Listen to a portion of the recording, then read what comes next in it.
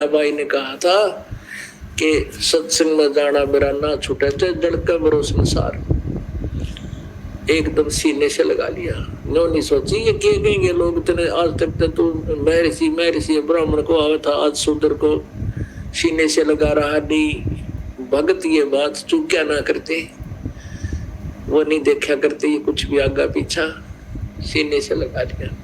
और जब परमात्मा को सीने से लगाया, ऐसे शरीर दाता का जैसे रूई हुआ करे कोई, क्योंकि वो तो पांच तत्वों से नहीं, वो शुक्रम कायम है सनाविरम स्वयंभू वो परमात्मा।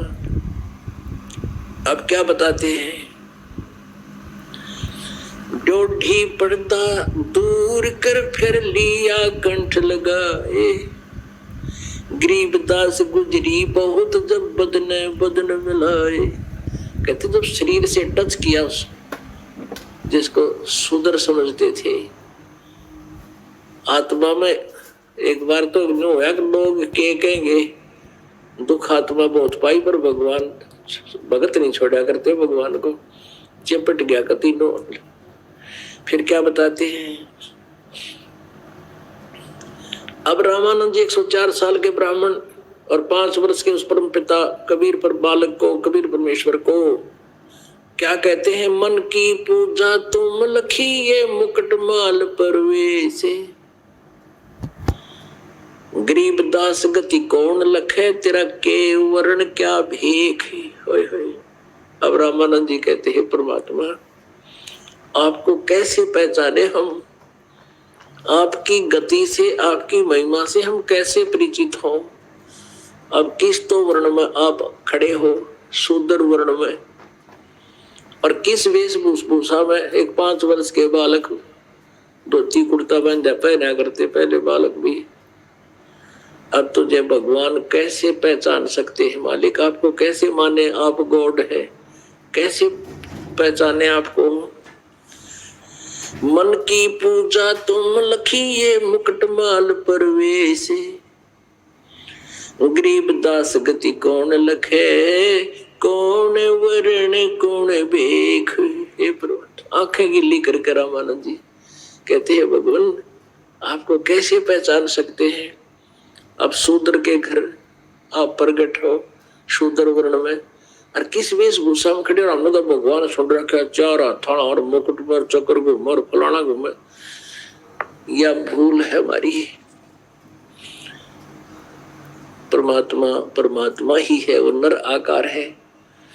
तो उसी समय अब परमात्मा ने तो वहां सब कईयों की आंखें खोलनी थी, उसके मन को क्यों फिर बदल दिया दाता ने। ये तो शिक्षा तुम दी मान ली मन मोरे, गरीब दास कोमलपुर से हमरा बदन कठोरे। रामानंद जी कहते हैं आप, मैं समझ गया आपकी बात दाता, आपने मेरी फड़क निकाल दी क्योंकि मैं छुआछात गणी करूं था, या तो मैं आपकी समझ गया कि आप मुझे क्या शिक्षा देना चाहते हो। अरे परमात्मा मेरा तो कठोर शरीर है और आपका तो कोमल बदन है, कोमल शरीर है।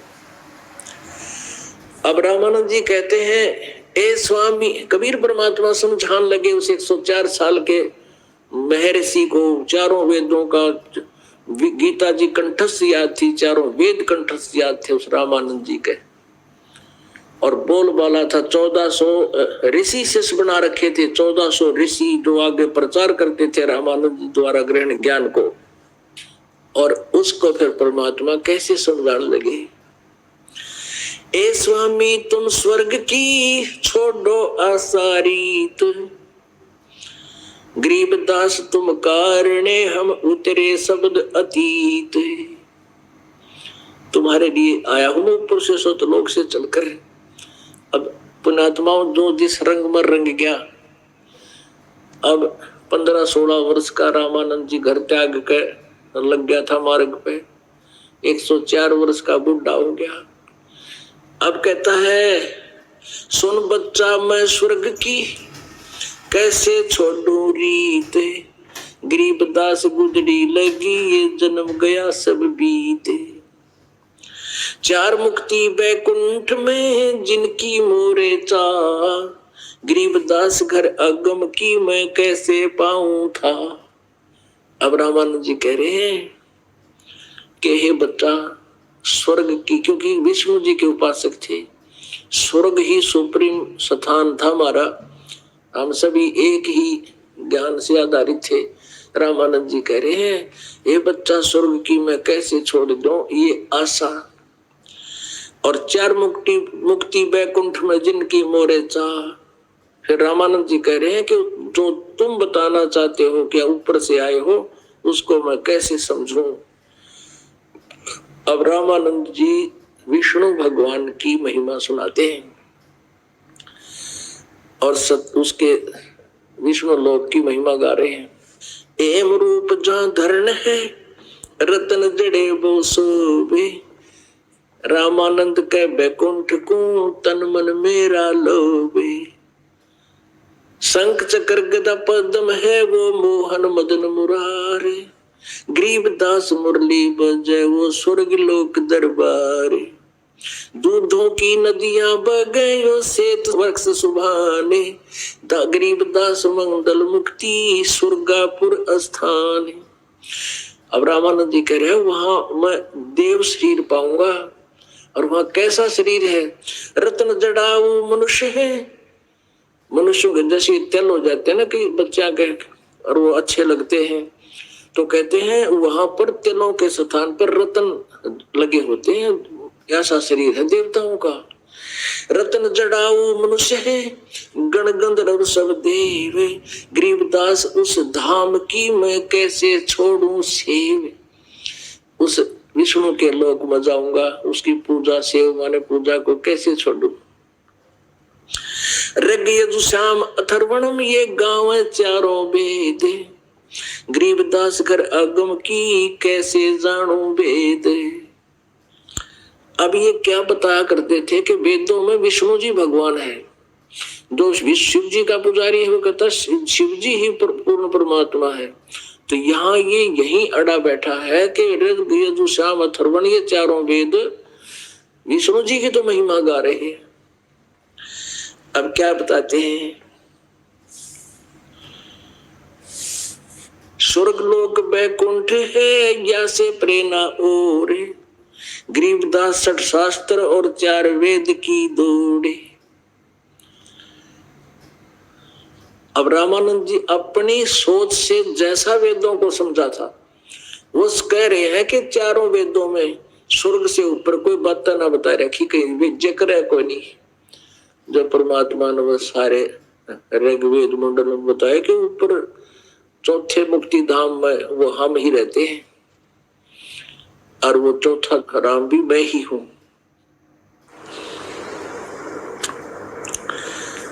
चार वेद गांव तीसे, स्वर्ग लोक और बैकुंठ है या से प्रेरणा ओरे। अब जितने भी संत ऋषि थे ये वेदों को पढ़ते थे और स्वर्ग लोक को फाइनल बताते थे, स्वर्ग को। अब वही रामानंद जी सुने सुनाए ज्ञान में बोल रहा है कि स्वर्ग लोक बैकुंठ है, इस आगे और कोई नहीं देश। अब परमेश्वर कबीर देव जी ने कहा स्वामी जी आप कहां जाओगे स्वर्ग में, कितने दिन रहोगे स्वर्ग में। अभी बुद्धिमान था, इतना ज्ञान तो था, जब तक पुण्य रहेंगे तब तक स्वर्ग रहेंगे, फिर वापस। कहा बच्चा जब तक मेरे भक्ति की कमाई रहेगी, फिर ये अक्षीण होगी स्वामी जी, फिर कहाँ जाओगे। अब पता नहीं बच्चा कहाँ जन्म होगा, किस पशु पक्षी की योनि में जाएंगे। फिर ये टट्टू भक्ति कर रहे हो आप, क्या साधना कर रहे हो। तेरा विष्णु भी मरेगा, बैकुंठ लोक भी नाश होगा, ब्रह्म लोक तक नाश होगा, ब्रह्मांड का नाश होगा, तेरा विष्णु नहीं रहेगा, तू कहा आप कहाँ रहोगे। फिर बताया कि आप तो बुद्धिमान हो, सभी पुराण याद है। देवी भागवत तीसरे स्कंद में लिखा है, विष्णु जी स्वयं कह रहे हैं कि हम नाशवान है, हमारा तो जन्म और मृत्यु होता है। अब वो तो सारे कंठस्थ याद थे उसका, कहा बच्चा ऐसा लिखा है। तो कहते हैं फिर समझदार को संकेत ही बहुत होते हैं। और आप विष्णु जी की पूजा कर रहे हो और गीता जी को आप सत्य मानते हो, वेदों को सत्य मानते हो। कहा बिल्कुल सत्य मानता। 7वें अध्याय के 12 से लेकर 15 तीनों गुण क्या है? रजगुण ब्रह्मा, सतगुण विष्णु, तम गुण शिव जी, त्रिगुणमयी माया। अखा बच्चा ऐसा ही है। अब बुद्धिमान ने तो जल्दी समझा जा सकता है, वो भगवान चाहता है, और जो जानबूझ कर बकवाद करता है फिर उसको समझाना व्यर्थ होता है। लेकिन वो भगवान चाहता था, और 104 वर्ष का हो गया था, टिकट कटने वाली थी, तो उस समय भी आदमी थोड़ा सोच लेता है कहाँ बात तो बिगड़ने वाली है। अब परमात्मा ने, कबीर परमेश्वर जी ने उसको समझाने की चेष्टा की कि स्वामी जी, तीनों गुण रजगुण ब्रह्मा, सतगुण विष्णु, तमगुण शिव जी के द्वारा, त्रिगुण माया के द्वारा जिनका ज्ञान हरा जा चुका है, 7वें अध्याय के 15वें श्लोक में श्रीमद् भगवत गीता में लिखा है।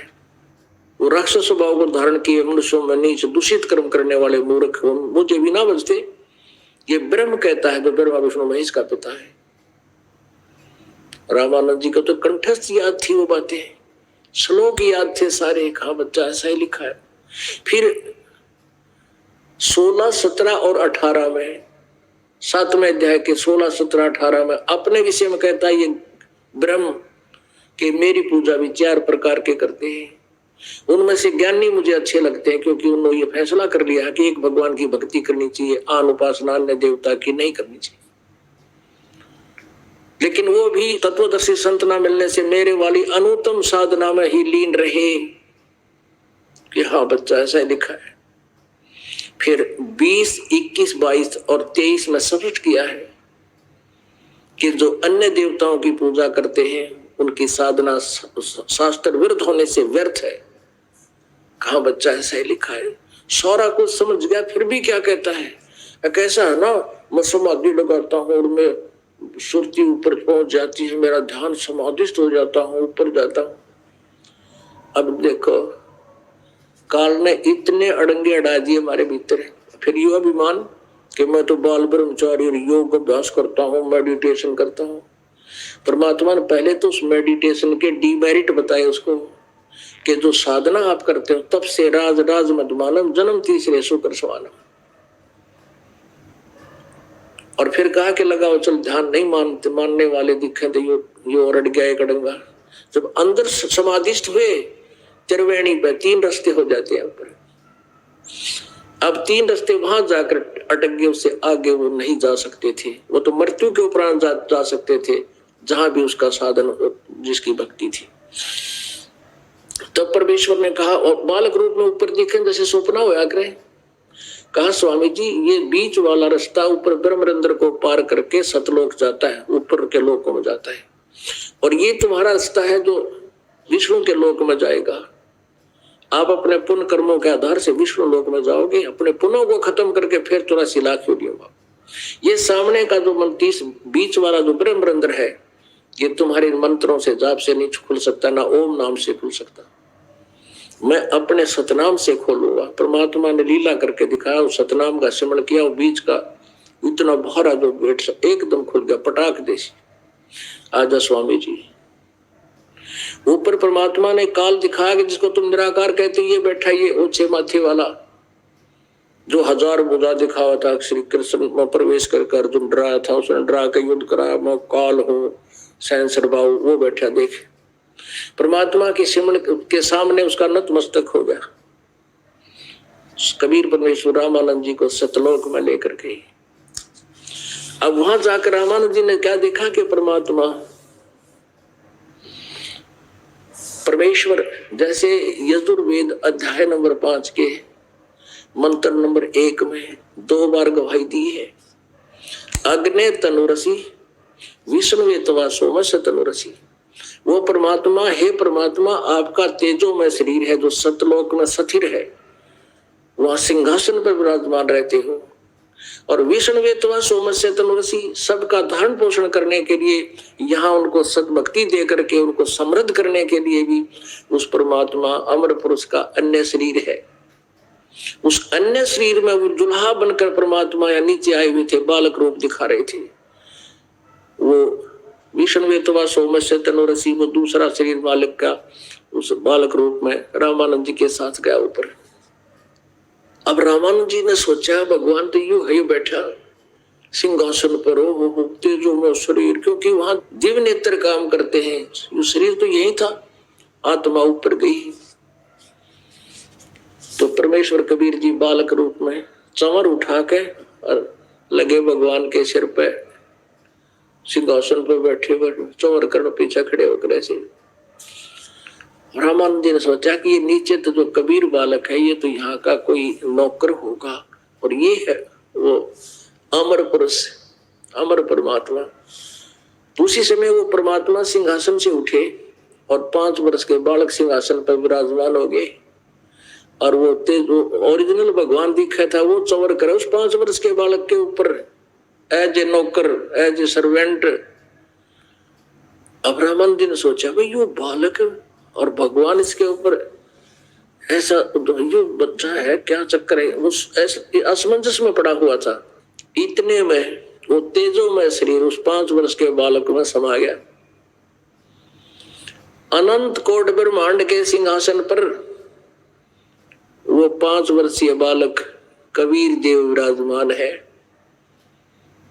और वो प्यारी आत्मा रामानंद, वो अच्छी आत्मा, श्रेष्ठ आत्मा देख रहे हैं, और चंवर अपने आप ऑटोमेटिकली घूम रहा है हवा में, ऐसे आकाश में। तब परमेश्वर ने कहा कि यहां से गए हो तुम स्वामी जी, और जाओ नीचे भक्ति करो, जैसे मैं बताऊं ऐसे नाम लो और साधना करो, और गुरु मर्यादा बनाए रखना अति आवश्यक है। इतना कहते उनको वापस कर दिया आत्मा को। बहुत स्पीड से नीचे आई उनकी आत्मा। आते ही नीचे शरीर में रखा ही था, एकदम आंखें खुली, क्या देखा सामने वही बालक 5 वर्ष की आयु में परमेश्वर सामने भी विराजमान है। अब क्या बताते हैं, बोलत रामानंद जी सुनो कबीर करतारे, गरीबदास सब रूप में तुम ही बोलन हारे। 2 ठोड़ है एक तू भया एक से 2, गरीबदास हम कारणे आए हो मगजोय। मगजो माने ये मार्ग सफर तय करके आप हमारे लिए सतलोक से चलकर आए हो, आप ही 1 से 2 बने हुए हो। तावा चित चक्रित भया देख फजल दरबारे, गरीबदास सिजदा किए हम पाए दीदारे। तुम स्वामी में बाल बुद्धि ये भरम कर्म कियो नासे, गरीबदास निज ब्रह्म तुम मेरा हो गया दृढ़ विश्वास। अब 104 साल का वृद्ध वो महर्षि पाक रहा था, और 5 वर्ष के कबीर परमात्मा जिसको धानक दुलाहा कहते उसको कहते हैं तुम स्वामी मैं बाल बुद्धि। मेरा ज्ञान तो बालक जैसा था आपके ज्ञान के सामने, और तुम स्वामी तुम मेरे मालिक। तुम स्वामी मैं बाल बुद्धि, मेरा भरम कर्म किया नेसे, मेरा सब भरम भटकना आपने नाश कर दिया, मेरा अंधकार मिटा दिया।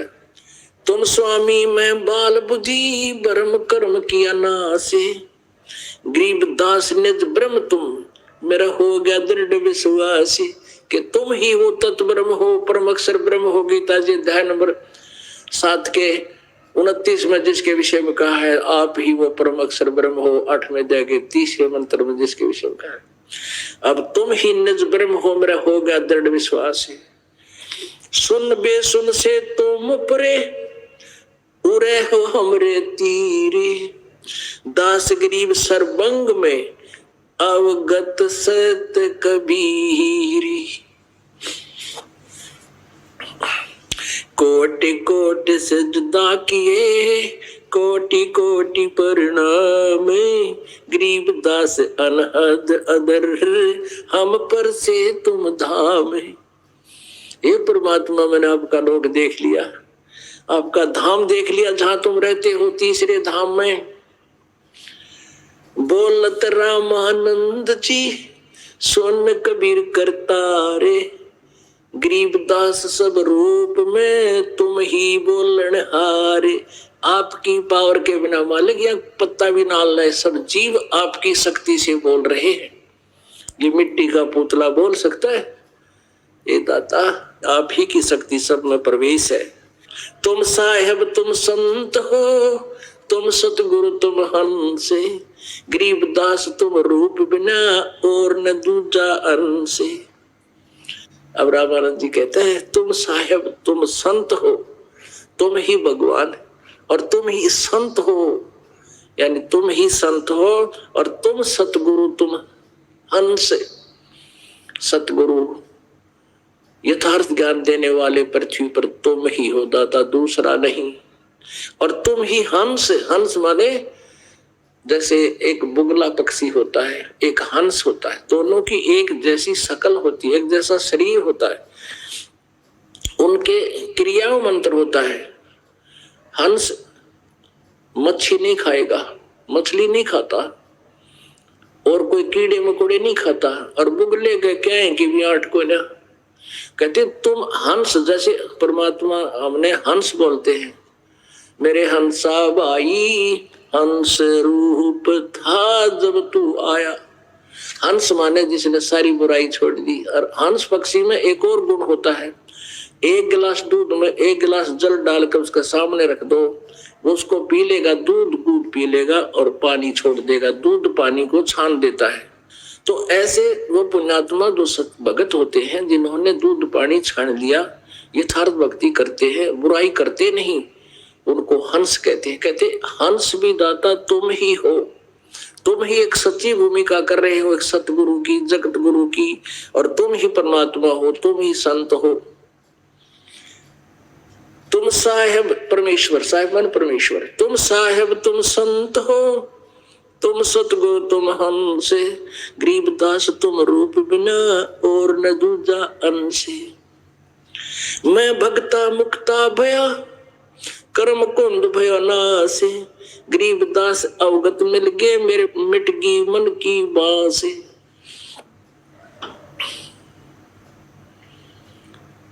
अब 104 साल का व्रत मैं ऋषि पाक रहा था, 1008 आगे पाछे लाओ था, सरस्वती स्वामी पंडित। अब 5 वर्ष के बालक को कहता मैं तेरा भक्त, मेरा तो कल्याण हो गया, भगवान की चार आप मिल गए मुझे, मैं भक्त मुक्ता भया और भरम कर्म भयो नाश, मेरे तो सब शंकाएं खत्म होगी मालिक आपको साक्षात देखकर। गरीबदास जी कहते, रामानंद जी ने बोले गरीबदास अवगत मिले ये मिट गई मन की बांस, मन की वासना खत्म होगी, ये ऐसा नहीं वैसा नहीं और वहां जाऊंगा विष्णु के लोग, ये तो कोई सौदा है को नहीं। दो ठोर है एक तू भया एक से दो, गरीबदास हम कारण तुम आए हो मगजू। अब परमात्मा कहते हैं गोता मारू स्वर्ग में जा बैठू पाताल, कह कबीर ढूंढता फिरू अपने हीरे मोती लाल। और यही चारों वेद बताते हैं वो परमात्मा सतलोक से अपने तीसरे धाम में रहता है, वहां से गति करके आता है और श्रेष्ठ आत्माओं को मिलता है, फिर उनको ज्ञान देता है, उनको मुक्त करता है। बोलो सतगुरुदेव जय हो सत साहिब।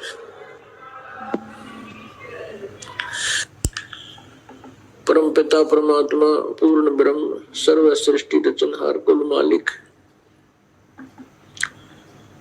कबीर देव बंदी छोड़ कबीर साहिब जी की असीम कृपा से आप जी को ये सत्संग सुनने को मिल रहा है। सत्संग से हमें जानकारी होती है हम कौन हैं, कहां से हम आए हैं, हमारा यहाँ इस काल के लोक में जीने और मरने का ये क्या प्रोसीजर है। किसी भी प्राणी को हम देखते हैं, कोई भी चैन से जीवन नहीं जी रहा।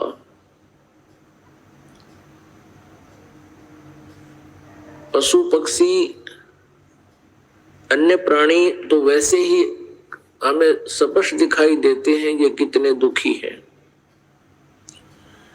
मानव शरीर को हम प्राप्त करके ये सोच लेते हैं कि हम सुखी हैं, लेकिन हम भूल जाते हैं तत्व ज्ञान के अभाव से कि हम भी जीव हैं। केवल आकार का अंतर है, मटेरियल वही है, सभी विकार वही है जो अन्य प्राणियों में है, लेकिन मानव शरीर की एक विशेषता है कि हम इससे परमात्मा प्राप्ति कर सकते हैं, हम इस कष्ट से छुटकारा प्राप्त कर सकते हैं, जन्म और मृत्यु के रोग को हम सदा के लिए समाप्त करा सकते हैं। परमात्मा हमें याद दिलाते हैं कि तुम ऐसे गलत स्थान पर रह रहे हो जहां पर सुख नाम की चीज नहीं है, और आप जी सुख की ही खोज में, सुख प्राप्ति के लिए ही आप सैकड़ों प्रयत्न करते हो। जिसके पास संतान नहीं है वो सोचता है कि हे परमात्मा एक बालक हो जा, मैं सुखी हो जाऊंगा। अब जिनके बालक हैं उनसे पूछ लीजिए वो कितने सुखी हैं। एक छोड़ जिनका 4-4 है उनमें भी पूछ लीजिए वो कितने सुखी हैं। अंधा सोचता है मुझे नेत्र मिल जाए, हे भगवान, वो कुछ नहीं मांगता भगवान से, केवल नेत्र मांगता है। ये नेत्रों वाले देख ले कौन सुखी है। इसी प्रकार जिसके पास धन नहीं है वो धन मांगता है, हे भगवान धनवान हो जाऊं तो मौज हो जावे। जितना भी अधिक धन होगा उतना ही अत्यधिक दुखी प्राणी हो जाता है। धनवान प्राणी कभी सुखी नहीं हो सकता, क्योंकि हमने उस परमात्मा के ज्ञान का पता नहीं है जो अध्यात्म ज्ञान है, जिसके अंदर सच्चाई परिपूर्ण है। और हम अपने जीव संज्ञा से जितनी सोच करते हैं वो जीव सतर की है। उस आधार से हम ना सुख प्राप्त कर सकते हैं ना कोई निर्णय ले सकते हैं। हमने अपने जीवन को सफल करने के लिए परमेश्वर के विधान को आधार मानना पड़ेगा, उसी का अनुसरण करना होगा। अपनी सोच अपने ज्ञान को हमने फॉरगेट करना पड़ेगा, उसको भुलाना पड़ेगा। क्योंकि हमारी सोच है कि धनवान सुखी, धनवान सोचता है कि राजा लोग सुखी होंगे, मैं मंत्री बन जाऊं, मुख्यमंत्री बन जाऊं। उसके लिए ना जाने कितना पैसा व्यय कर देता है वो एक एमएलए एमपी बनने के लिए, और राजा को सपने में भी सुख नहीं होता। लेकिन हमारी जीव संज्ञा का जो पैमाना है वो हम देख लेते हैं। ये पहले राजा लोग हाथियों पर चलते थे, उनके ऊपर नौकर छत्तर रखते थे छाया के लिए, बड़ा छत्तर चांदी सोने का, आगे पीछे सेना चलती थी, बैंड बाजे बजते थे। तो आम व्यक्ति बड़ा प्रभावित होता था कि राजा बहुत सुखी है, उसको स्वप्न में भी सुख नहीं होता। ऐसे ही कोई मंत्री, प्रधानमंत्री, मुख्यमंत्री या अन्य पोस्ट पा करके हम ये सोच लेते हैं बड़ा सुखी होगा, उस जैसी दुर्गति प्राणी की नहीं। सपने में भी सुख नहीं इन व्यक्तियों को। वर्तमान में कलयुग के मंत्री, मुख्यमंत्री, प्रधानमंत्री, इनके तो आसपास भी सुख नहीं है। अगर कोई सुखी है तो परमात्मा बंदी छोड़ के ज्ञान पर जो आधारित हो चुका है, कबीर परमेश्वर के तत्व ज्ञान पर आधारित हो गया है, उसको परिचित हो गया उससे, और जो परमात्मा का सतनाम जाप करता है वो प्राणी सुखी होगा। वो प्राणी सुखी है और होगा, और उसी को मोक्ष होगा। भाई तन दर सुखिया कोई न देखा, जो देखा सो दुखिया हो। उदय अस्त की बात करते हैं, मन सबका किया विवेक का हो, सबका किया विवेक का हो। तन दर सुखिया कोई न देखा, जो देखा सो दुखिया हो। उदय अस्त की बात करते हैं, मन सबका किया विवेक का हो, सबका किया विवेक का हो। घाटे बाधे सब जग दुखिया, के गृहस्थी बैरागी हो। घाटे बाधे सब जग दुखिया, के गृहस्थी बैरागी हो। सुख देव ने दुख के डर से, गर्भ में माया त्यागी हो, गर्भ में माया त्यागी हो। तंदर सुखिया कोई न देखा, जो देखा सो दुखिया हो। उदय अस्त की बात करते हैं, मन सबका किया विवेक का हो, सबका किया विवेक का हो। जंगम दुखिया योगी दुखिया, तपस्वी को दुख दूना हो। जंगम दुखिया जोगी दुखिया, तपस्वी को दुख दूना हो। आशा तृष्णा सब में व्यापे, कोई मैल न सुना हो, कोई मैल न सुना हो। तंदर सुखिया कोई न देखा, जो देखा सो दुखिया हो। उदय अस्त की बात करते हैं, मन सबका किया विवेक का हो, सबका किया विवेक का हो।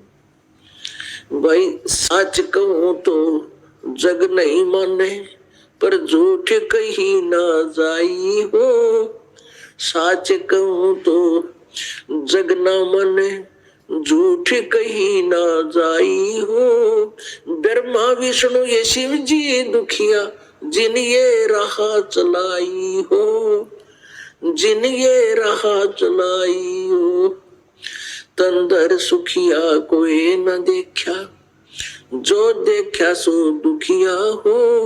उदय अस्त की बात करते हैं, मन सबका किया विवेक का हो, सबका किया विवेक का हो। भाई सुरपति दुखिया भूपति दुखिया, रंग दुखी बपरीती हो। सुरपति दुखिया भूपति दुखिया, ये रंग दुखी बपरीती हो। कहे कबीर और सब दुखिया, एक संत सुखी मन जीती हो, संत सुखी मन जीती हो। तंदर सुखिया कोई न देखा, जो देखा सो दुखिया हो। उदय अस्त की बात करते हैं, मन सबका किया विवेक का हो, सबका किया विवेक का हो। भाई सुरपति दुखिया भूपति दुखिया, रंग दुखी बपरीती हो। सुरपति दुखिया भूपति दुखिया, रंग दुखी बपरीती हो। कहे कबीर और सब दुखिया, एक संत सुखी मन जीती हो, संत सुखी मन जीती हो। तंदर सुखिया कोई न देखा, जो देखा सो दुखिया हो। उदय अस्त की बात करते हैं, मन सबका किया विवेक का हो, सबका किया विवेक का हो। परमेश्वर कबीर जी अपनी महिमा आप बताने के लिए अपने सतलोक से चलकर यहाँ आते हैं, और हम प्राणियों को याद दिलाते हैं कि ये सुख सथल नहीं है। 21 ब्रह्मांड में आग लगी हुई है, यही आग जो आपके लगी हुई है, काम क्रोध मोह लोभ अहंकार। और इसी अग्नि से प्रत्येक व्यक्ति अपने ही अंदर अंदर जलता रहता है। ब्रह्मांड 2100 आग लगी है और ये कृत्रिमबाजी सभी ठगी है। अपने आत्मा वो जो सुख हम तलाश कर रहे हैं वो सुख सतलोक के अंदर है, सचखंड में है। वहां पर ऐसी ही सृष्टि है, वहां पर ऐसा ही जीव है, ऐसा ही जीवन है। वहां पर 84 लाख योनियों नहीं है, केवल मानव सदृश जीवन है वहां पर। हमारा ऐसा ही केवल एक मानव जाति ही वहां पर है, अन्य प्राणी नहीं है। और वहां किसी वस्तु का अभाव नहीं। वहां इच्छा रूपी विमान आपके पास होगा। जैसे आपकी इच्छा होगी कि हम वहां जाएं तो 1 सेकंड में आप वहीं पहुंच जाओगे। वहां ऐसी व्यवस्था आप प्रत्येक के पास आध्यात्मिक उपलब्धियां होंगी। सदाबहार वृक्ष है वहां पर, सदाबहार फल फ्रूट, अमृत आहार है सारा। अमृत सरोवर है वहां, जल भी अमृत है। जैसे गंगा जल है, ये एक झलक है उस पर सतलोक की। परमात्मा के सतलोक से ये ब्रह्मलोक में आई, ब्रह्मलोक से फिर ये इस विष्णु के लोक में आई, फिर शिव के लोक में आई, और शिव के लोक से फिर ये नीचे आई है। तो वहां से आते आते भी इसमें, यहाँ इस गंदे लोक में आके इसमें बहुत फर्क पड़ गया है अमृत जल में। लेकिन अब भी ये अद्वितीय जल है पूरे विश्व में, इसके बराबर कोई भी वाटर नहीं है। आज तो आप जी को ये ऐसा महसूस नहीं हो रहा क्योंकि उपलब्ध है। कलयुग के लास्ट में गंगा और जमुना सूख जाएंगी, ये उल्टी ऊपर को दूसरे लोकों में चली जाएगी। तो उस समय आगे के जो जीव होंगे मनुष्य, ये कथा मात्र रह जाएंगी कि कोई ऐसी दरिया थी जिसका जल कभी खराब नहीं होता था। और कोई अविश्वास किया करेगा, कोई विश्वास किया करेगा, कोई ना करेगा कि झूठ, ऐसा कुछ नहीं हो सकता, जल तो खराब होता ही होता है। और आज आपके समक्ष है तो ऐसा आहार है उस सतलोक का। ये एक परमात्मा ने एक सैंपल दे रखा आप जी को। ये जो नकली पंथ है जो कहते हैं कि सचखंड के अंदर प्रकाश ही प्रकाश है, नूर ही नूर है, वहां पर आत्मा और उस परमात्मा में ऐसे लीन हो जाती है जैसे बूंद समुद्र में एकम एक हो जाते हैं। ये सब ये इनकी गलत स्टेटमेंट है, रॉन्ग स्टेटमेंट है। इनका अनुभव नहीं, इनका कोई, इनको ज्ञान भी ठीक नहीं। जिनकी थ्योरी ही गलत है तो प्रैक्टिकल अपने आप गलत होता है। तो पुण्यात्मा, यदि ऐसा हो कि वहां कुछ भी ना हो तो किसकी रुचि बनेगी वहां जाने में? सपने में भी ना बने, चाहे कितनी बात बनाता हो आदमी। अब कोई कहे कि समुद्र में छलांग लगा जाओ कल्याण हो जाएगा, इतना मूर्ख कौन है? समुद्र में छलांग लगा देगा, प्रत्यक्ष दिखे डूब के मरने वाली बात। और फिर भी श्रद्धालु वहां जुड़े बैठे हैं, क्योंकि परमात्मा कहते हैं गुरु भी अंधा और शिष्य तो अंधे होते ही हैं, क्योंकि उन्होंने तो ज्ञान ही गुरु से लेना होता है। अंधे की बाँ गही अंधे ने, मार्ग कौन बतासी। तो ऐसे वो संत भी ज्ञानहीन, अंधे हैं, ज्ञानहीन है।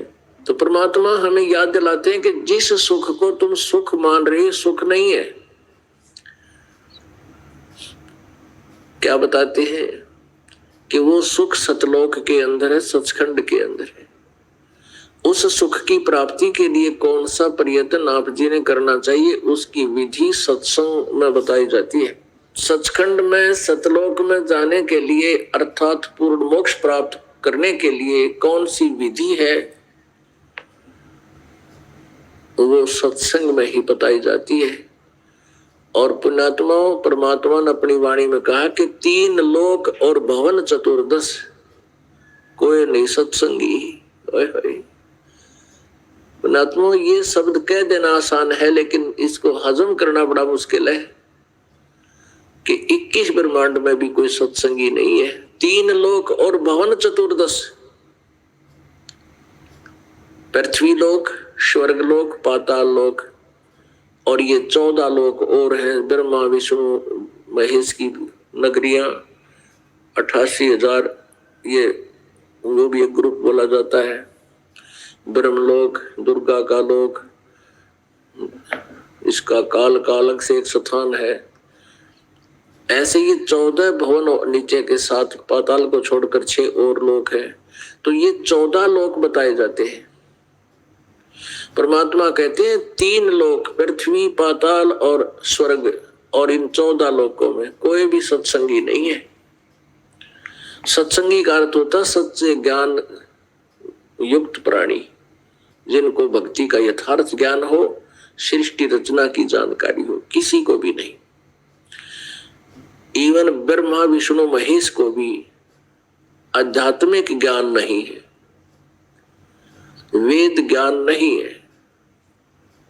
अपनात्मा, ये एक ऐसी कड़वी सत्य है, ऐसा कड़वा सत्य है कि हम हैरान रह जाते हैं कि क्या ब्रह्मा विष्णु महेश को भी ज्ञान नहीं था? नहीं था। इस कंसेप्ट को अभी क्लियर करते हैं। पहले प्रसंग चल रहा है कि तन दर सुखिया कोई न देखा, जो देखा सो दुखिया हो। उदय अस्त की बात करत है, मन सबका किया विवेका हो। जो पूरी पृथ्वी के शासक है, जहां सूर्य उदय होता है और अस्त होता है, यानी पूरी पृथ्वी का जो शासक है, कहते उससे भी मैं खूब परिचित हूं, उसको भी स्वप्न में भी सुख नहीं।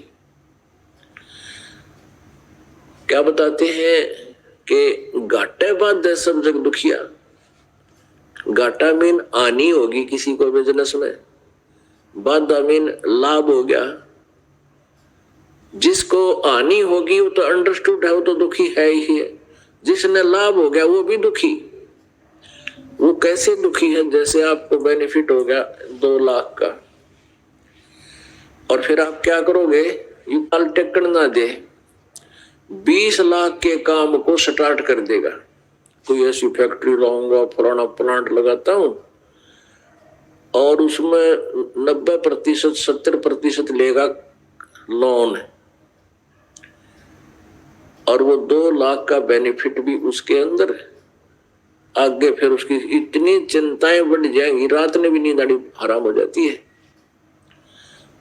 फिर परमात्मा कहते हैं जंगम दुखिया, योगी दुखिया, और तपस्वी को दुख दूना हो। ये जितने भी शास्त्र विरुद्ध साधक हैं,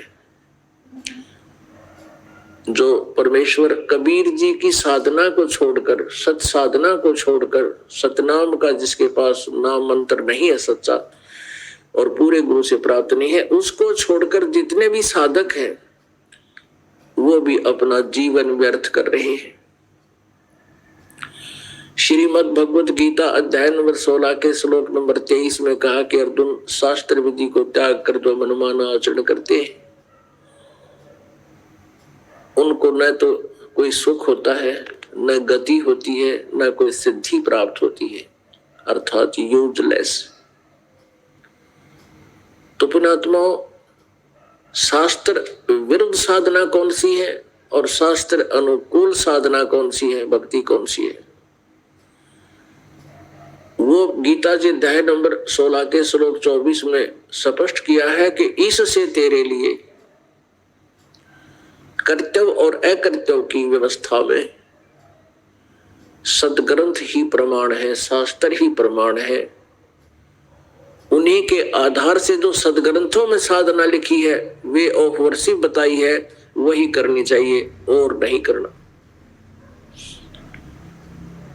अपना आत्मा आप जी जो विशेषकर पवित्र हिंदू धर्म में जन्म जिन पुण्यात्माओं का है, वो श्रीमद् भगवत गीता को एक सर्वधार्य सदग्रंथ मानते रहे और है भी, लेकिन उसका पाठ भी करते थे और साधनाएं उसके विपरीत किया करते थे। अब जैसे श्री कृष्ण जी के पुजारी हैं, वो नाम जपते हैं, हरे कृष्ण कृष्ण कृष्ण हरे हरे, हरे राम राधे राधे श्याम राधे। और जो शिव जी के पुजारी हैं, ओम नमः शिवाय ओम नमः शिवाय ये जाप करते हैं। और जो विष्णु जी के उपासक हैं वो ओम भगवते वासुदेव नमः ये जाप करते हैं। पहले तो ये देवता पूजा के योग्य नहीं है, ये मोक्षदायक नहीं है।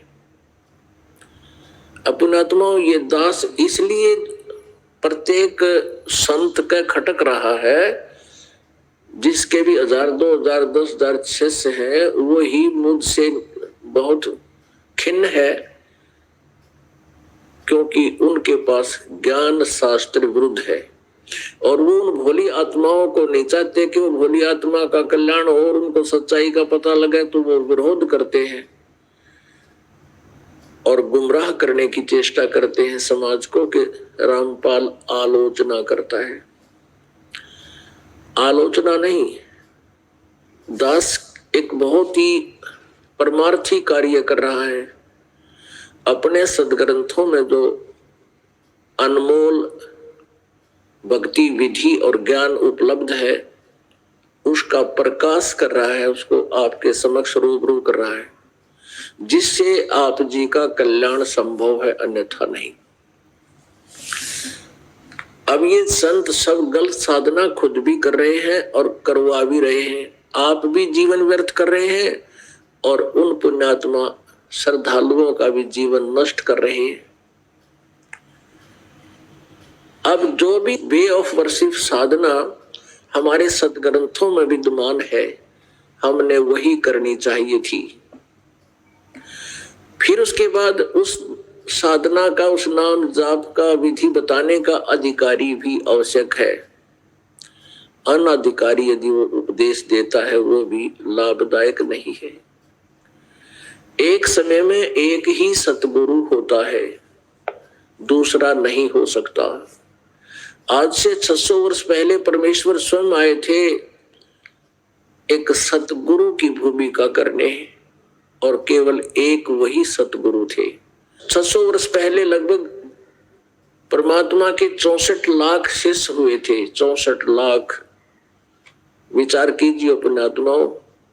उस समय ना कोई मीडिया था, ना कोई टेलीविजन था, ना कोई स्पीकर थे, ना कोई बैटरी उपलब्ध थी। और उस समय परमेश्वर के 64 लाख से हुए भारत में, उस समय भारत कहां तक था? पश्चिमी पाकिस्तान, पूर्वी पाकिस्तान, अफगानिस्तान, बलोचिस्तान, गजनी तक, इराक, ईरान तक भारत था। और उस समय 64 लाख शेष हो जाना परमात्मा का कोई छोटी बात नहीं। और इस पूरे भारत की, जो उस समय भारतवर्ष था, उस समय कुल मिलाकर 4 करोड़ आबादी होगी मुश्किल से भारत की। और 4 करोड़ में से और 64 लाख से परमेश्वर के हो जाना, और 64 के 64 लाख को स्वयं ही उपदेश देना। उन्होंने कोई उत्तराधिकारी नहीं बनाया, ना किसी अन्य को कहा कि आप उस क्षेत्र में उपदेश दे दीजिए, क्योंकि ये एक बहुत ही जिम्मेदारी का पद है। गुरु बनना कोई बालकों का खेल नहीं है। स्वयंभू कोई संत गुरु बन बैठता है वो महादोषी अपराधी प्राणी है। परमात्मा जिसको पावर देगा, जिस पर रजा बख्शता है, वही गुरु पद का अधिकारी होता है। वो स्वयं ही नॉमिनेट करता है। उसके अतिरिक्त यदि कोई उपदेश दे रहा है, वो अपना जीवन बर्बाद कर रहा है और साथ में अनुयायियों का। तो पुण्यात्माओं, एक समय में एक ही सतगुरु होता है और अन्य जो होते हैं वो जनता को मिसगाइड किए हुए होते हैं। फिर वो विरोध करते हैं, क्योंकि उनकी रोजी रोटी का रोला है, रोजगार का मामला है। उन्होंने तो अपना उद्देश्य बना रखा है पेट भरना। उनको जनता के कल्याण से कोई लेना देना नहीं है। अगर लेना देना है तो इस सत्य को मानकर उन्हें सरेंडर कर देना चाहिए कि हम गलत कर रहे हैं और गलत करवा रहे हैं। अपने अनुयायियों को भी कहना चाहिए, अभी भूल बन गई हमसे, कोई बात नहीं, हम तो इंसान हैं, इंसान से 100 बार गलतियां हो जाती हैं, लेकिन जब पता लग जाए कि ये गलती है फिर नहीं करनी चाहिए। अनजानपने में हो सकती है, और फिर जानबूझ साची तजे और करे झूठ ते ने, ताकि संगत है प्रभु सौपन में भी ना जाए, कबीर भगवान कहते हैं। तो पुण्यात्मा परमात्मा कबीर जी कहा करते थे, जंगम दुखिया जोगी दुखिया तपस्वी को दुख दूना हो, और आशा तृष्णा सब में व्यापक है, और कोई घट ना सुना हो। अब जंगम दुखिया जोगी दुखिया, यानी ये साधक है, ये गिरी पुरी, इनके अंदर ये जंगम भी होते हैं,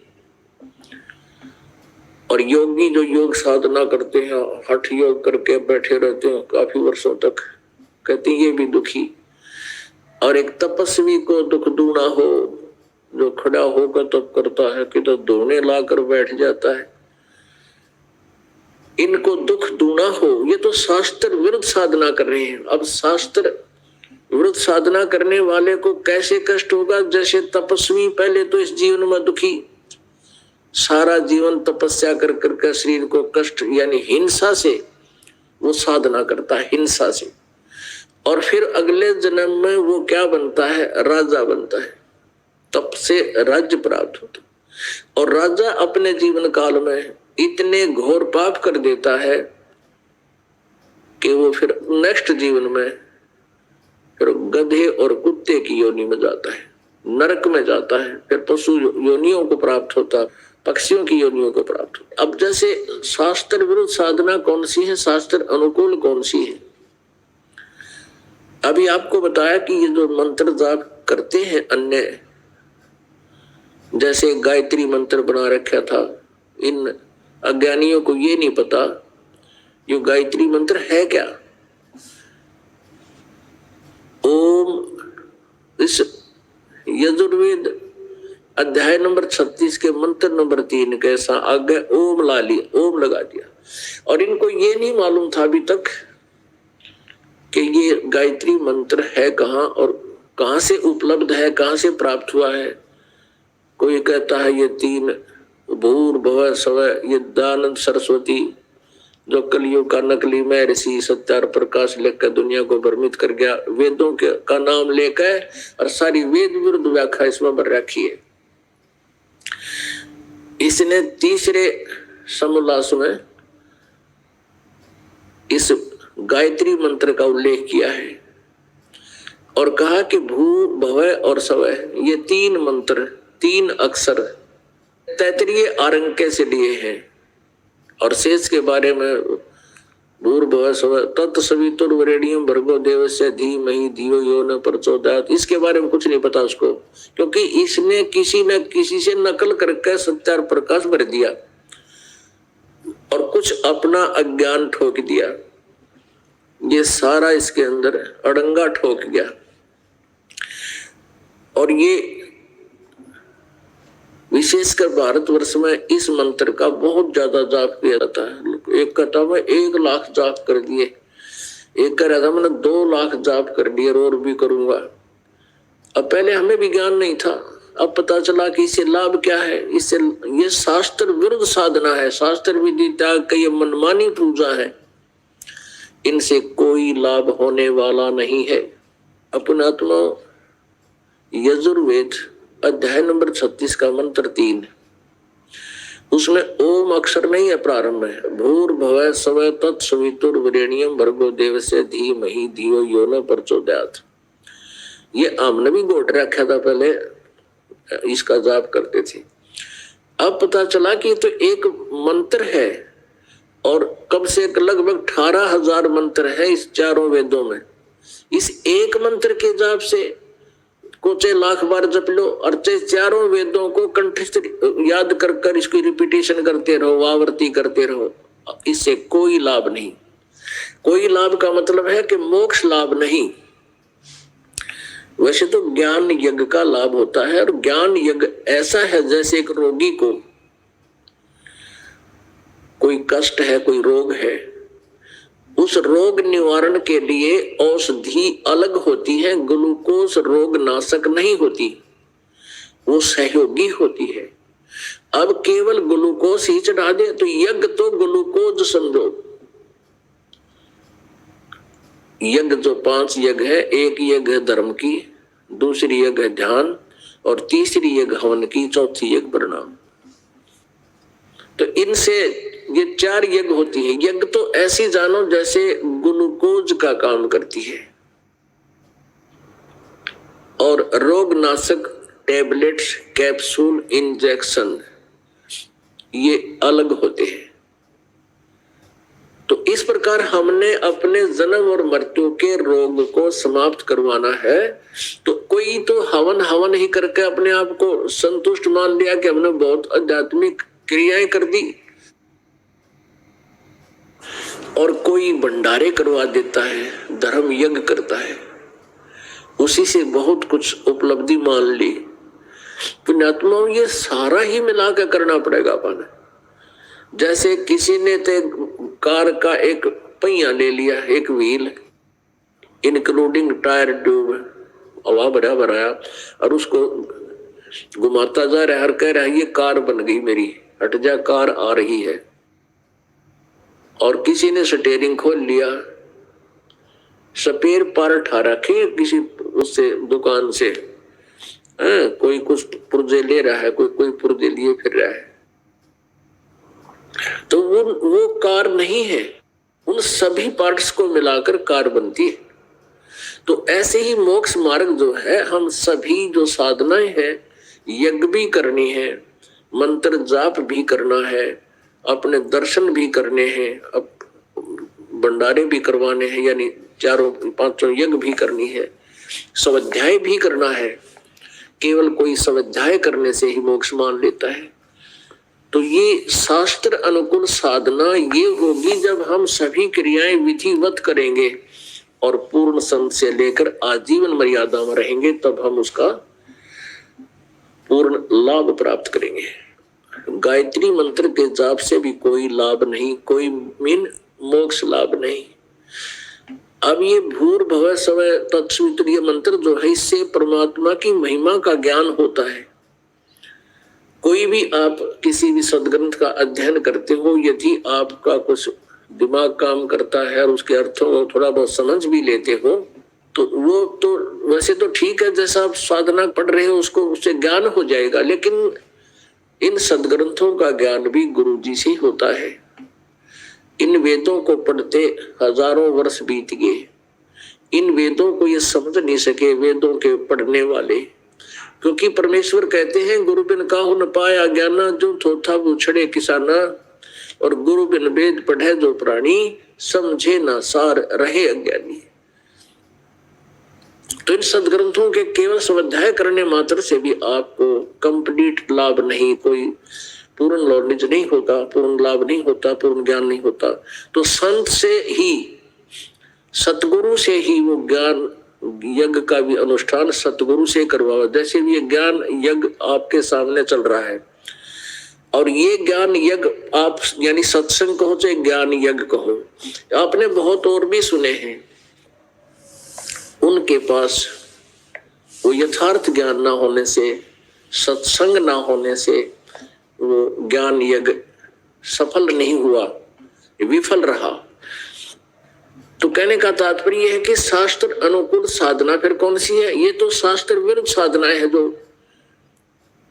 आप जी को वर्णित की। कोई मेडिटेशन लगाता है, ये भी शास्त्र विरुद्ध साधना है। हठ योग नहीं करना, ये भी शास्त्र विधि रहित साधनाएं हैं। तो कौन सी साधना है जो शास्त्र अनुकूल है?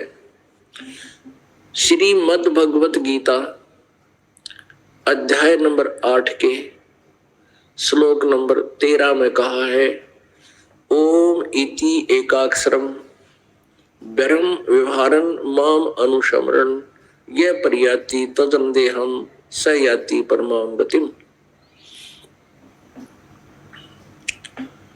पुण्यात्माओं, स्पष्ट कर दिया गीता ज्ञान दाता श्री कृष्ण में प्रवेश करके बोल रहा है ये ब्रह्म, और कह रहा है कि मुझ ब्रह्म का केवल एक ओम अक्षर है, नथिंग एल्स, और कुछ भी नहीं। इसको छोड़कर यदि कोई अन्य मंत्र जाप करता है और ब्रह्म का साधक कहलाता है, वो शास्त्र विरुद्ध साधना कर रहा है।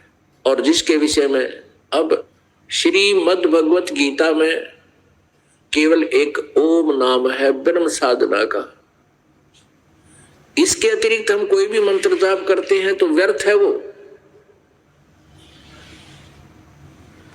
और हम गीता पढ़ा करते, नाम जपते हरे राम राधे श्याम सीताराम, सीताराम राधे श्याम, ये कोई मंत्र है? ये किसी भी सदग्रंथ में प्रमाण नहीं इनका कि ये जाप करने चाहिए।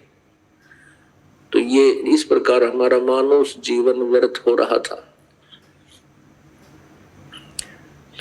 यदि विष्णु जी का कोई पुजारी है और ओम नमो भागवते वासुदेवाय ये मंत्र जाप करता है, व्यर्थ है। विष्णु जी का यथार्थ मंत्र है, वो ये दास आपको देता है, उससे लाभ होगा। इसको छोड़कर कोई और मंत्र जाप करता वो शास्त्र विरुद्ध है। ब्रह्मा जी का भी मंत्र है।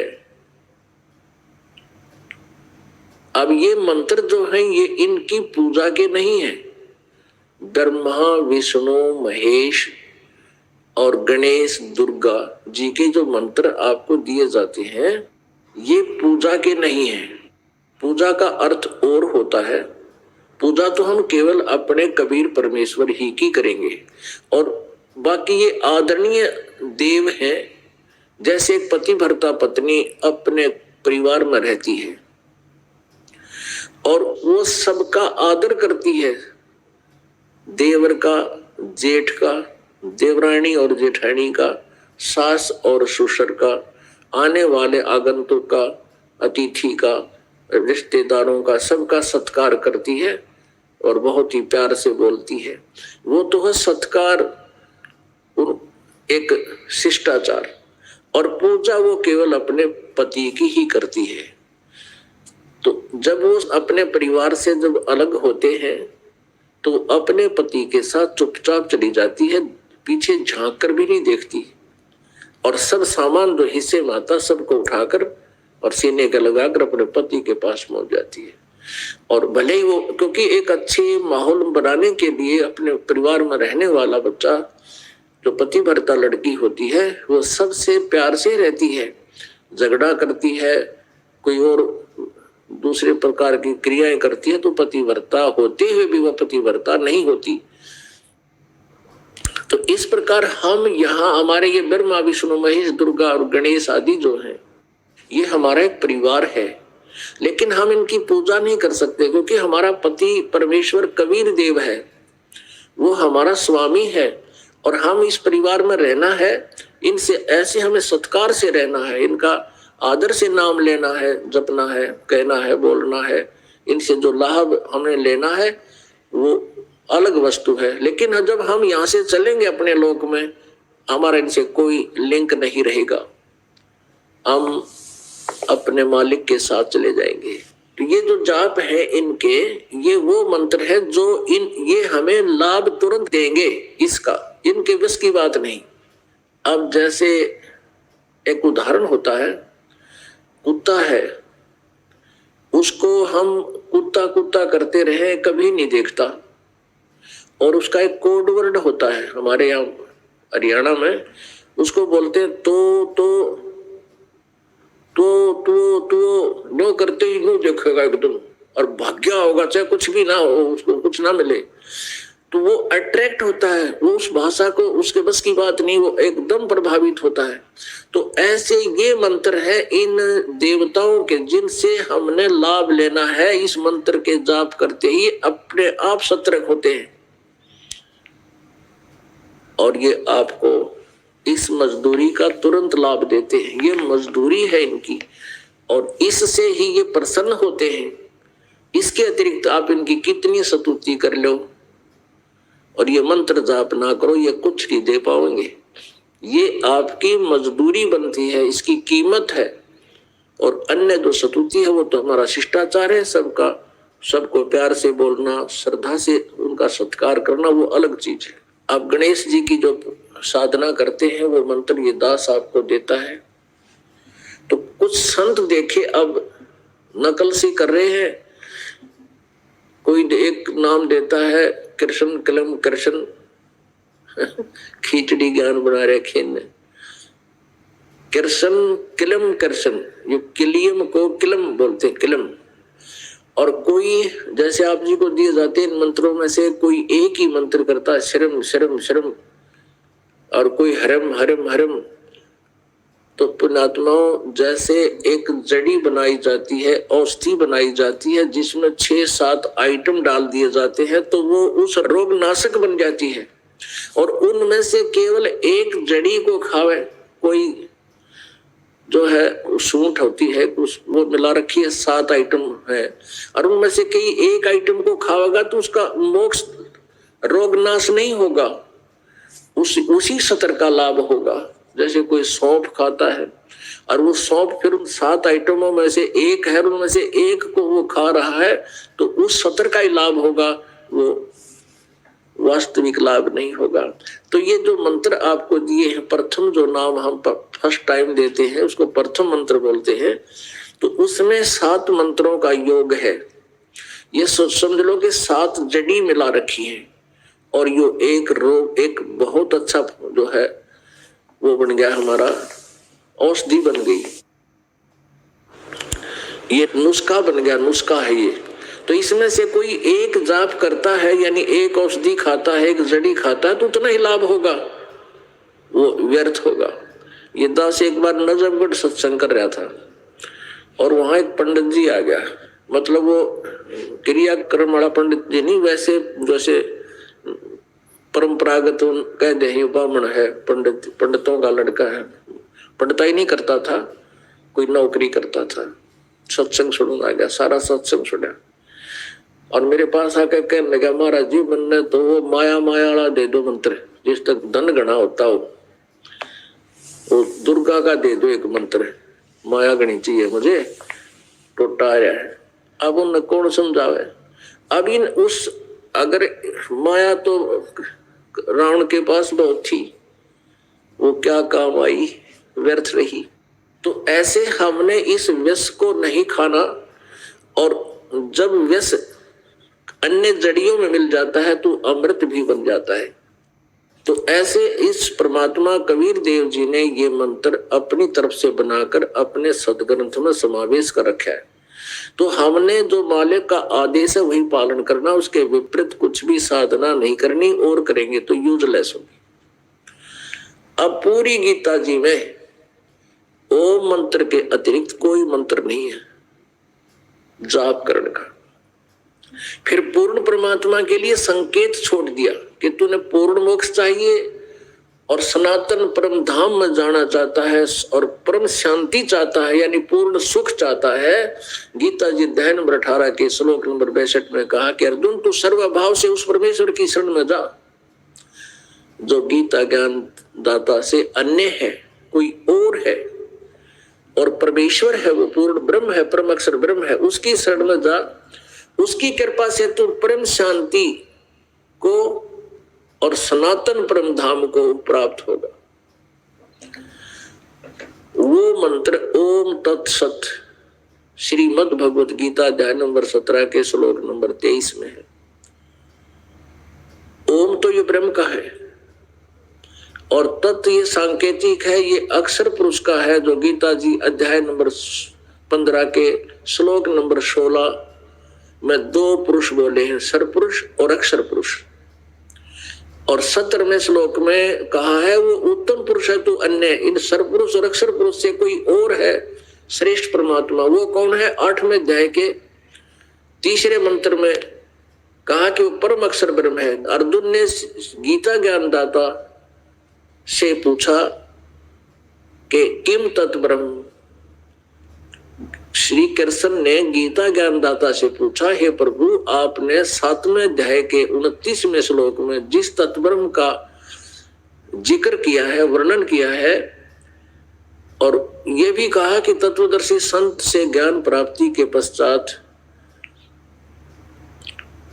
जो तत्वब्रह्म से परिचित हो जाते हैं, पूरे दात्म ज्ञान से परिचित हो जाते हैं, फिर वो जरा और मरण से छुटकारे का ही प्रयत्न किया करते हैं। जरा मरण, फिर वो कुछ नहीं मांगते संसार की, किसी भी वस्तु की डिमांड नहीं करते, वो केवल जरा और मरण से छूटने का प्रयत्न करते हैं। तो 8वें अध्याय के प्रथम मंत्र में अर्जुन ने पूछा किम तत्ब्रह्म, वो तत्ब्रह्म कौन है, वो क्या है। 8वें अध्याय के 3 श्लोक में गीता जी में गीता ज्ञानदाता ने कहा कि वो परम अक्षर ब्रह्म है, वो परम अक्षर ब्रह्म है, यानी गीता ज्ञानदाता से कोई अन्य है।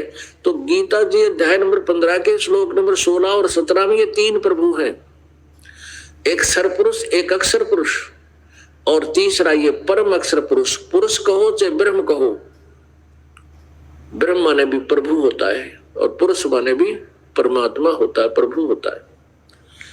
तो ये 3 मंत्र हैं और इस तीनों ही भगवानों के अलग अलग मंत्र हैं।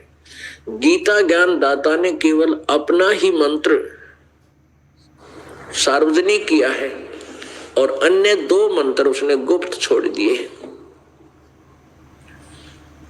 और उसके लिए ऑप्शन छोड़ दिया 4थे अध्याय के 34वें श्लोक में कि उस तत्व ज्ञान को तू तत्वदर्शी संतों के पास जाकर समझ, मैं नहीं बता सकता, मुझे मालूम नहीं। और तत्वदर्शी संत की पहचान बता दी 15वें अध्याय के प्रथम श्लोक में गीता जी में कि जो उल्टे लटके हुए संसार रूपी वृक्ष के सभी पार्ट्स को बता देगा, जड़ कौन परमात्मा है। तो उस उल्टे लटके हुए संसार रूपी वृक्ष का जड़ तो है परम अक्षर ब्रह्म और तना है ये अक्षर पुरुष, अक्षर ब्रह्म, और उसमें से एक मोटी डार निकली है, वो है सर ब्रह्म। सर पुरुष कहो चाहे सर ब्रह्म कहो, और तीनों देवा शाखा है, रजगुण ब्रह्मा, सतगुण विष्णु, तम गुण शिव जी, ये शाखा है और पात रूप संसार। ये परमेश्वर ने 600 वर्ष पहले, लगभग 550 वर्ष पहले बताया था। अक्षर पुरुष एक पेड़ है, निरंजन वा की डार, और तीनों देवा शाखा है, ये पात रूप संसार। अपने आत्मा पूर्ण परमात्मा ने 550 वर्ष पहले अपनी अमृतवाणी में ये अमृत ज्ञान पहले ही वर्णित कर रखा है, लिपिबद्ध करवा रखा है, बोल रखा है, जो आज हमारे सदग्रंथ इसका समर्थन कर रहे हैं। और उस समय के इन नकली गुरु ब्राह्मणों ने, महर्षि, नकली महर्षियों ने परमेश्वर के इस ज्ञान को ऊपर नहीं आने दिया, ये कह करके हमसे दूर कर दिया कि कबीर अशिक्षित है, ये तत्व ज्ञान से परिचित नहीं है, सदग्रंथों को नहीं जानता है, ये झूठ बोलता है, इसकी बातों में मत आना। और आज वही सदग्रंथ परमात्मा के 550 वर्ष पहले लिपिबद्ध किए गए ज्ञान का समर्थन कर रहे हैं। तो पुण्यात्मा, हम गीता जी पढ़ा करते थे और शास्त्र में गीता का मनमाना आचरण किया करते थे। ये काल का जाल है, ये काल के दूत, ये नकली संत और गुरु, ये मानव समाज के शत्रु है। पुण्यात्मा, वो गुरु पद पर जो बैठा है और उसको ये पता लग जाता है कि हम साधना गलत कर रहे हैं और करा रहे हैं, यदि वो नेक आत्मा है और अपने शिष्यों का शुभ चिंतक है, तो उसी दिन उसने सरेंडर कर देना चाहिए कि अभी मैं तत्व ज्ञान से परिचित नहीं हूं, और सरेआम डिक्लेयर कर देना चाहिए, तो उसकी जान बच जाएगी। नहीं तो याद वह दुर्गति होगी उस प्राणी की। परमात्मा ने लिखा कि 22 लाख ऐसे ऐसे नकली गुरु वहां नरक में डाल रखे। और जब परमेश्वर वहां गए, जो पहले यहाँ विरोध करते थे, और जब परमेश्वर उसी रूप में उस नरक में सैर सपट्टे को गए, जैसे जेल के अंदर बड़ा अधिकारी जाता है कभी, तो फिर वो कोठड़ियों में से, सीढ़ियों में से हाथ जोड़ कर कहे, हे महाराज हमने बचा दो, हे महाराज हमारी रक्षा करो। परमात्मा फिर बताते हैं कि तुम क्या बकवास किया करते थे, मेरा विरोध करते थे, तुमने बहुत बड़ा जुल्म किया है, उन भोली आत्माओं को मिसगाइड किया, तुमने सत्मार्ग को ग्रहण नहीं कर लिया। अब वो कहते हैं हमसे गलती बन गई भगवान, हमें गलती बन गई। अब तो गलती आप पे महसूस हो रही, जब तुम जेल में पड़े हो, बिरान माटी हो रही, नरक में डाले गए हो, ये गलती उस समय मानते जब यथार्थ ज्ञान में सामने प्रस्तुत कर रहा था, तुम विरोध कर रहे थे जानबूझकर, तुम्हें पता था कि तुम गलती कर रहे हो, तो वो कहते हाँ जी हमें पता था, लेकिन हम मानवश स्वीकार नहीं कर पाए, हमारे शिष्य क्या कहेंगे। हम इस चीज से बहुत ज्यादा प्रभावित रहे और हमने जानबूझकर भी आपका विरोध किया, फिर भोगो अपना दंड। तो पुण्यात्माओं, ये बालकों का खेल नहीं है। मनुष्य जीवन का मिलना, परमात्मा कहते हैं मानुष जन्म दुर्लभ है, ये मिला न बारंबार, और एक बार ये अपने हाथ से छूट गया तो ऐसा होगा जैसे तरवर से पत्ता टूट गिरे, बोर नहीं लगता डर। एक श्वास की कीमत, होय होय, एक श्वास की कीमत कितनी है परमात्मा बताते हैं। ये सत मंत्र की, सतनाम पालड़ रंगोरी हो, 14 लोग चढ़ावे राम रंगोरी हो, 3 लोग पासंग धरे रंगोरी हो, तो ना तुलाया तुलाया राम रंगोरी हो। और आप जी के कितने श्वास व्यर्थ हो रहे हैं इन मंत्रों के अतिरिक्त। जैसा आप जी को सारे क्लियर कर दिए, तकरीबन हिंट्स दे देकर।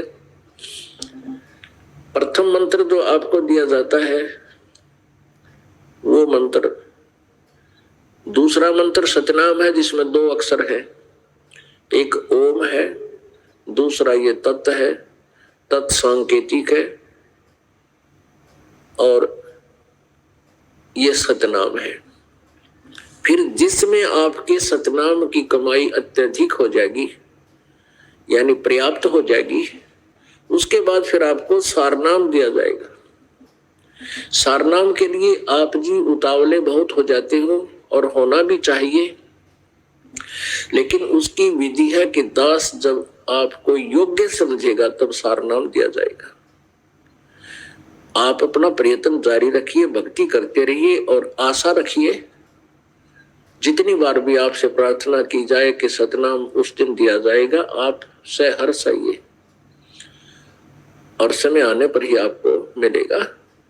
अब जैसे परमात्मा पाने के लिए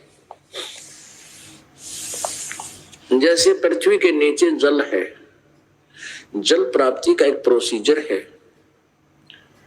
उस जल को पाने की एक विधि है।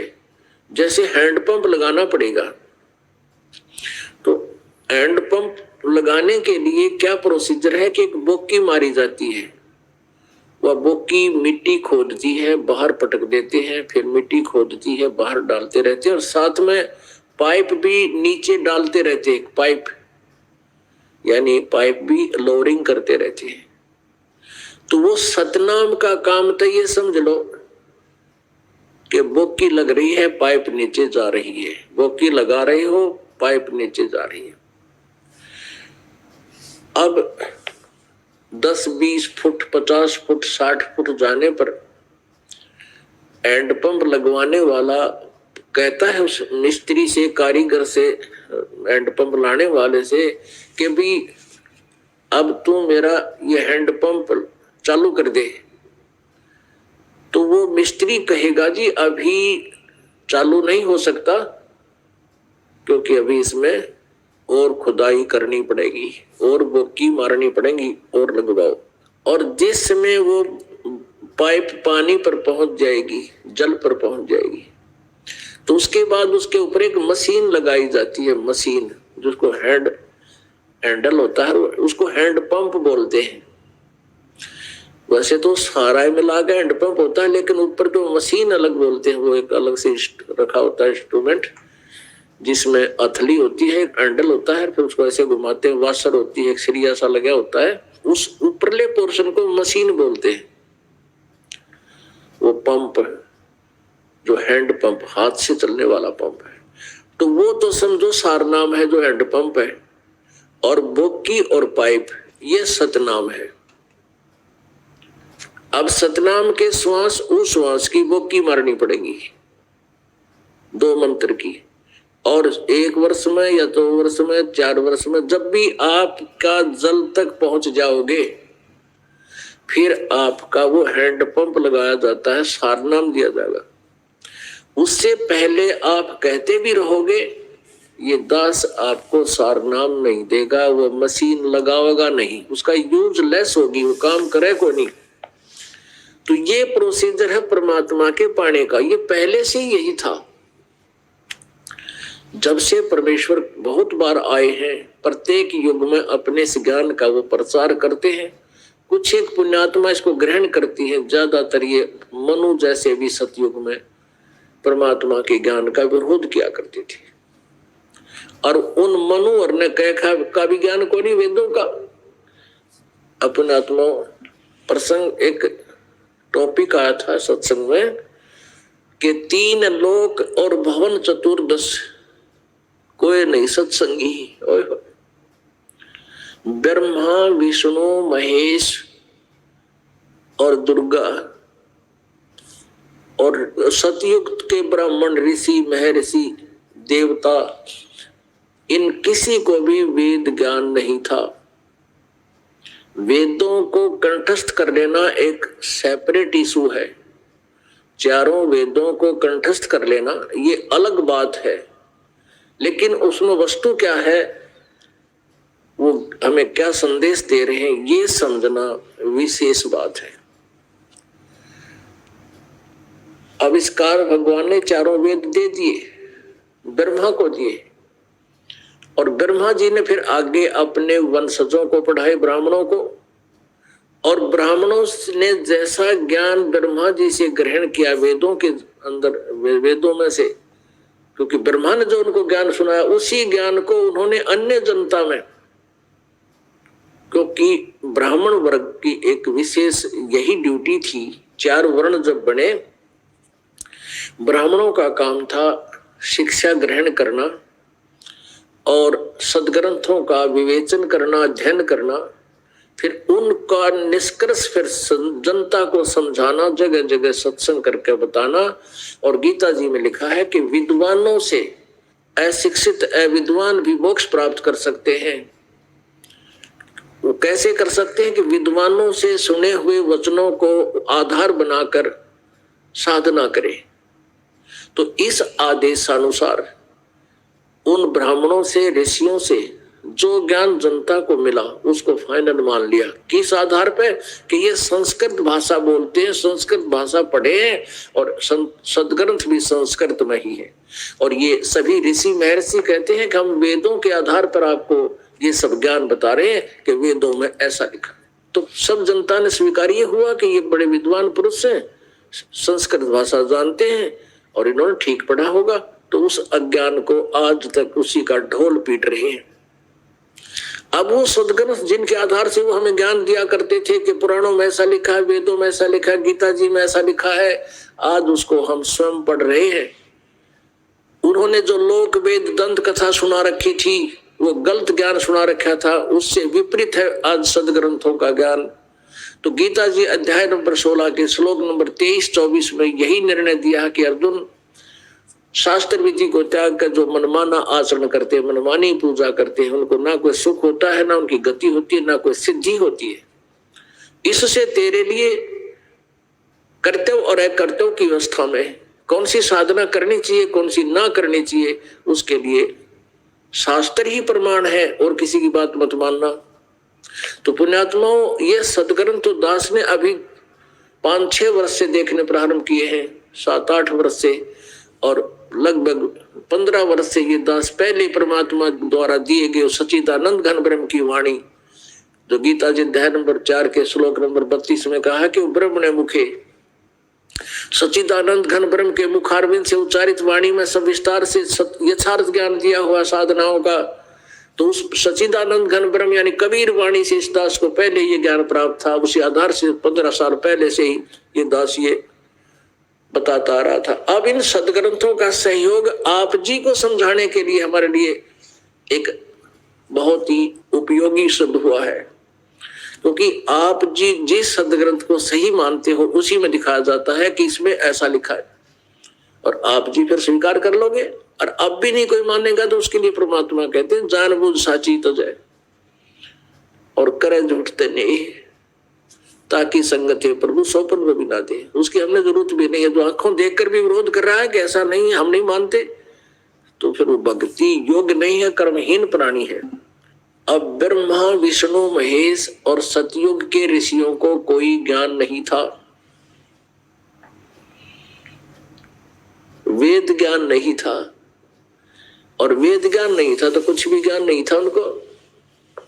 चतुर्वेदी, त्रैवेदी, द्विवेदी, ये ब्राह्मण लोग कितने माइंडेड आदमी हुआ करते थे, कितना प्रयत्न किया करते थे, चारों वेदों को कंठस्थ कर लिया करते थे। उनको चतुर्वेदी कहते थे, मौखिक याद कर लिया करते थे, और 2 वेदों को कंठस्थ याद कर लेते थे उनको दिव्यवेदी। जो 3 वेदों को कंठस्थ याद कर किया करते थे उनकी ड्यूटी थी, उनको त्रिवेदी कहा करते थे। और उनको कह का ज्ञान नहीं, वेद बता क्या रहे हैं, तो केवल रट्टाफिकेशन थी, वो रट्टा लाया करते। अब आपको थोड़ा सा एक कंसेप्ट क्लियर करते हैं कि ब्रह्मा विष्णु महेश को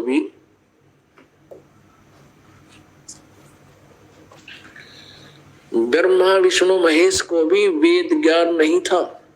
सतयुग के ऋषि महर्षि ब्राह्मणों को वेद ज्ञान नहीं था। आप दिखाते हैं श्रीमद् देवी भागवत, सचित्र मोटा टाइप, गीता प्रेस गोरखपुर।